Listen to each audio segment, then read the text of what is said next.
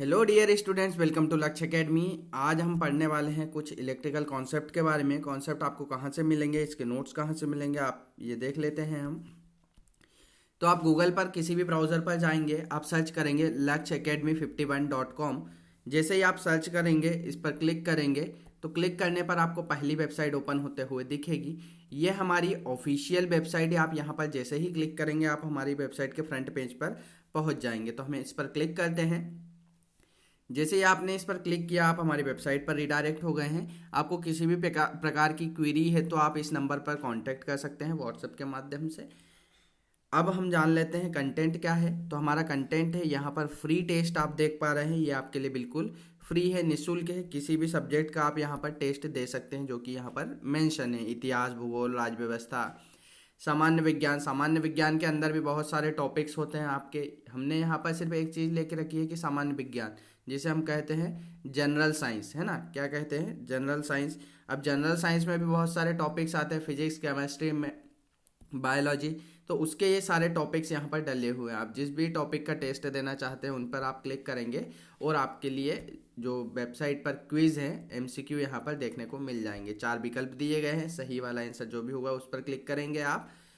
सही होगा तो वो ग्रीन हो जाएगा, और गलत होगा, रॉन्ग होगा आपका, तो वो क्या हो जाएगा? रेड हो जाएगा। इसी तरह से हम पढ़ते हैं फ्री आर्टिकल्स के बारे में। यहाँ पर नोट्स, जो आर्टिकल सेक्शन आपको दिख रहा है, नोट या आर्टिकल जिसे हम कहते हैं, आप इस पर जैसे ही क्लिक करेंगे, आपको अलग अलग प्रकार के नोट्स मिल जाएंगे यहाँ पर। अभी हम जनरली डाल रहे हैं इस पर इलेक्ट्रिशियन से, इलेक्ट्रिकल इंजीनियरिंग से रिलेटेड क्वेश्चंस। तो यहाँ पर आप देख पा रहे हैं, आज हम पढ़ने वाले हैं एसी मोटर्स के प्रकार, भाग, लाभ और हानि क्या क्या हो सकती है हमारी एसी मोटर्स से। AC motor types, parts, advantages and disadvantages के बारे में हम पढ़ने वाले हैं। तो हम लर्न मोर बटन पर जैसे ही क्लिक करेंगे, तो इसकी जो डिटेल पोस्ट है हमारे पास ओपन होके आ जाएगी। आप यहाँ पर देख पा रहे हैं।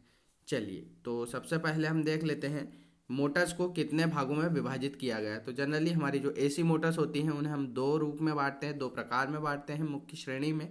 कौन कौन सी होता है? एक होता है सिंक्रोनस मोटर, दूसरा होता है असिंक्रोनस मोटर। सिंक्रोनस मोटर है, एसिंक्रोनस मोटर या इंडक्शन मोटर इसे हम कहते हैं। सिंक्रोनस मोटर क्या होती है?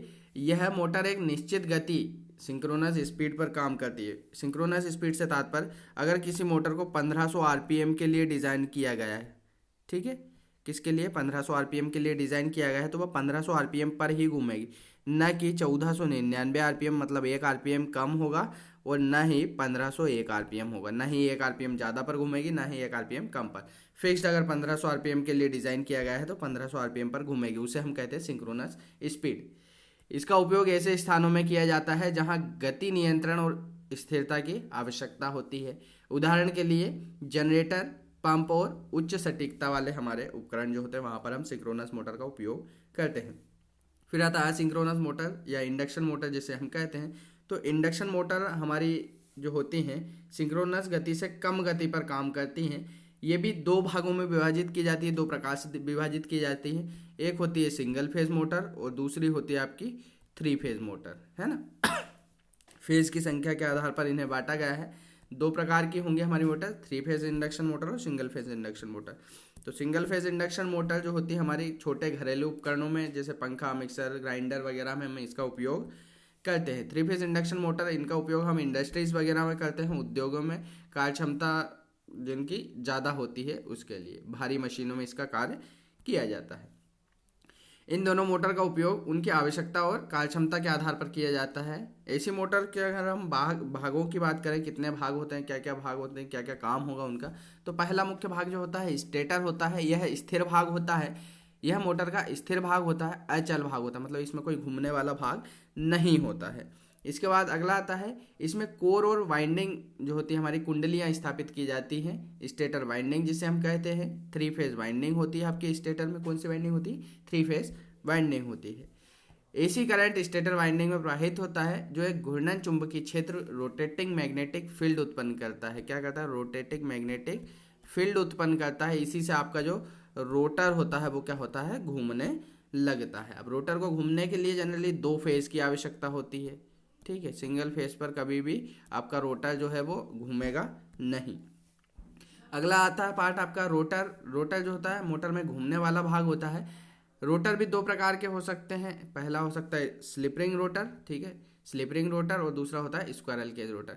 जनरली हम 95% जो मोटर्स है हमारी, वहाँ पर हम उपयोग किसका करते हैं, स्क्वायरल केज इंडक्शन मोटर का उपयोग करते हैं। स्लिप रिंग इंडक्शन मोटर का जो स्लिप रिंग रोटर होता है उसका उपयोग करते हैं हम 5%, बट इसका उपयोग सर्वाधिक किया जाता है कहाँ पर, 5% तो होता है, पर जो होता है सर्वाधिक उपयोग होता है, ठीक है, मैक्सिमम उपयोग होता है इसका कहाँ पर, जहाँ पर हाई लोड हमको उठाना होता है, जहाँ पर हाई बलाघूर्ण टॉर्क की आवश्यकता होती है, वहाँ पर हम इसका उपयोग करते हैं। रोटर चुंबकीय क्षेत्र के साथ परस्पर क्रिया करके गति उत्पन्न करने का काम करता है। फिर आता है एयर गैप, अगला मुख्य हमारा भाग। स्टेटर और रोटर के बीच में हमें खाली स्थान की आवश्यकता होती है, खाली जगह। जैसे ये स्टेटर हो गया हमारा, यहाँ पर हमने स्टेटर वाइंडिंग कर दी है, ठीक है, ये हमारे इसमें हमारा रोटर घूमता है। तो जो रोटर होता है हमारा, रोटर और बाइंडिंग के बीच में क्या होता है, गैप होता है, उसे हम बोलते हैं एयर गैप। क्या कहते हैं, एयर गैप। ये भी जरूरी एक भाग है हमारे लिए। अगला पार्ट होता है आपका बीयरिंग। तो बीयरिंग जो होता है, रोटर को स्थापित करते हैं हम स्टेटर के ऊपर, जो कि एक फ्रिक्शन फ्री हमारे को गति प्रदान करता है। क्या करता है, फ्रिक्शन फ्री गति प्रदान करता है। फिर आता है शाफ्ट। तो शाफ्ट जो होती है आपकी, रोटर इसी पर स्थापित किया जाता है ना, रोटर से जुड़ा हुआ भाग होता है शाफ्ट, जो यांत्रिक ऊर्जा को बाहरी लोड तक पहुंचाने का काम करता है, ठीक है। इसी पर हम पुली वगैरह, बेल्ट वगैरह जोड़ते हैं। अगला आता है फ्रेम। फ्रेम जो होता है, स्टेटर जो बाहरी भाग होता है हमारा मशीन का, उसे ही हम फ्रेम बोलते हैं। इसी को बॉडी भी बोलते हैं या फिर योक भी बोलते हैं। क्या कहते हैं, योक भी इसे ही हम कहते हैं। अगला आता है फैन। फैन जो होता है मोटर के संचालन के दौरान इसे ठंडा रखने का काम करता है। अब जब मैक्सिमम टाइम मोटर आपकी घूमेगी, रन करेगी, तो क्या होगा, उसमें हीट उत्पन्न होगी, और हीट उत्पन्न होगी तो उसे ठंडा करने के लिए हमें फ़ैन की आवश्यकता होगी, तो इसलिए हम उसमें फ़ैन लगाते हैं। फिर अगला भाग आता है टर्मिनल बॉक्स। तो टर्मिनल बॉक्स जो होता है, ये आपको सप्लाई, जो मोटर होती है उसको सप्लाई देने के लिए आपको काम में आता है। ये यहाँ पर होता है इस टाइप से, जिसमें आपको RYB फेज क्रम जोड़ना होता है। आपकी फेज सप्लाई आप देते हैं, तब जाकर आपकी जो मोटर होती है वो क्या होती है, घूमती है, रन करती है, ठीक है। चलिए इसके बाद आगे बढ़ते हैं। हम एडवांटेजेस की बात करें, अगर मोटर के, जो हमारी AC मोटर है उसके लाभों की बात करें, तो लाभ क्या क्या होंगे हमारी मोटर के, वो समझ लेते हैं। तो सबसे पहले तो सरल निर्माण होता है। हमारी AC मोटर की डिज़ाइन सरल होती है, DC मोटर की अपेक्षा। यह कम रखाव रखाव की आवश्यकता होती है, मतलब मेंटेनेंस कम लगता है इसमें। अब सरल डिज़ाइन होगा तो ऑब्वियसली उसमें लागत भी क्या होगी, कम होगी, कॉस्ट जो होगी उसकी कम आएगी अन्य मोटरों की तुलना में। फिर होता है ऊर्जा दक्षता अधिक होती है, एनर्जी इफिशियंसी अच्छी होती है इस मोटर की।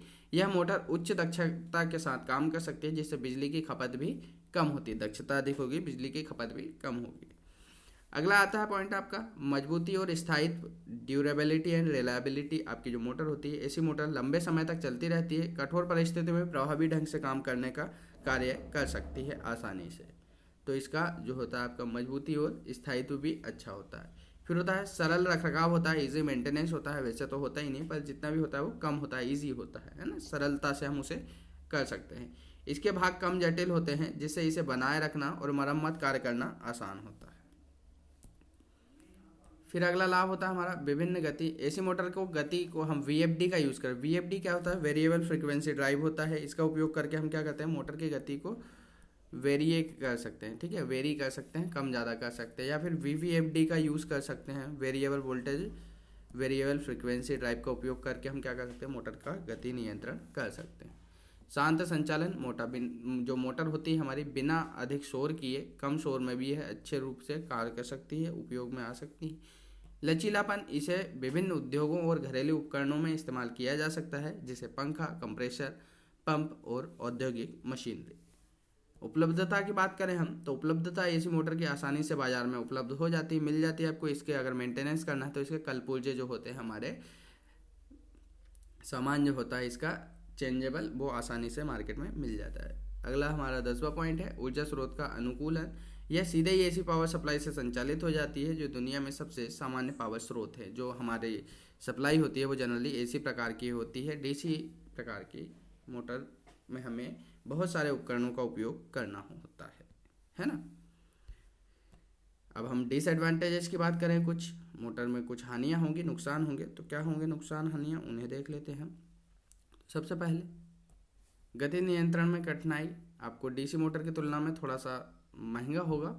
स्टार्टिंग टॉर्क कम होगा इसका, हमारी जो मोटर होगी इसका स्टार्टिंग टॉर्क थोड़ा कम होगा। हम ओवरऑल मोटर्स की बात करें, 3 फेज की या स्लिप रिंग की बात नहीं करें, पर्टिकुलर स्लिप रिंग मोटर की बात करेंगे तो वहाँ पर आपका स्टार्टिंग टॉर्क हाई होगा।